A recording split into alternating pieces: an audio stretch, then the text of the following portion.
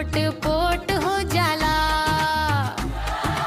नारायण चाचा के जोक सुने के बाद सासू कहे ए बाऊ हाँ मर जाइब, पानी पीला हंसी में दम घुट जाए। ऐसे हंसी ना बाजार में मिलाए। न्यू कॉमेडी पूर जिंदाबाद, कॉमेडी पूर जिंदाबाद, न्यू कॉमेडी पूर जिंदाबाद। मंच पर चढ़े तो तालियां गूंजे, हर लाइन पे लोग हंसी से झूमे।